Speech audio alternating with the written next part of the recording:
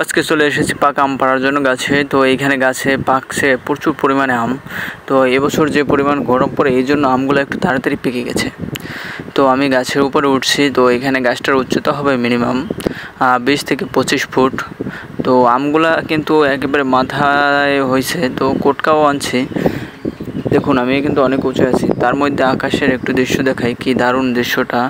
মেঘটা ভেসে আসে মনে হয়। তো আমি আম পাড়ার জন্য একটা কটকা আনছি। তো বস্তাও আছে সাথে, বস্তায় ভরে রাখবো, দেখি কতগুলো পাকা আম পাড়া যায় কাছ থেকে।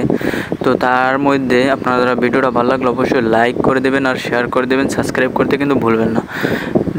তো আমি আম পাড়া শুরু করে দিচ্ছি। এই পাশে পাকা আমগুলা একটু দূরে দূরে, তো এই পাশ থেকে পারতে পারবো না, তো কটকা লাগবে। তো দেখুন কি এই সুন্দর সুন্দর আম হয়েছে কাছাকাছি। তো এই মিষ্টি আমগুলা দেখলে সবারই খেতে মন চায়। তো আমি দেখে উঠছি উপরে, তো এই পাড়ার জন্যই উঠছি। দেখুন এই আমটা কি সুন্দর পেকে আছে। গাছ পাকা আম খেতে আসলে সুস্বাদু, আর এই আমগুলা একটু রসালো বেশি এবছর।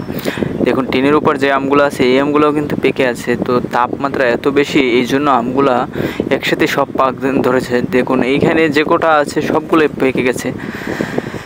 তো 4-5টা 6-7টা তো এক ডালে আম হয়েছে, সবগুলোই পেকে আছে। তো অনেক দিন আগে একবার পেরেছিলাম, তো এখন দেখি সবগুলোই আম পাকা।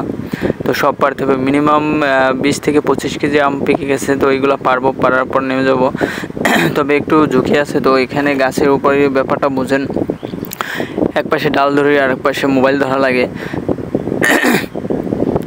তো তবুও আপনাদের দেখানোর চেষ্টা করতেছি গাছ পাকা আমগুলো আসলে সুস্বাদু। আর বাজার থেকে আপনারা যেগুলো কেনেন পাইকার থেকে বা কোনো বিক্রেতা যদি আনে, এর মধ্যে ওষুধ দেওয়া থাকে, ফরমালিন দেওয়া থাকে, কার্বাইড দেওয়া থাকে, যা খেলে মানুষের শরীরে ক্যান্সার, বড় বড় না কঠিন রোগগুলো হয়ে থাকে। দেখুন কি সুন্দর পাকা আমগুলো।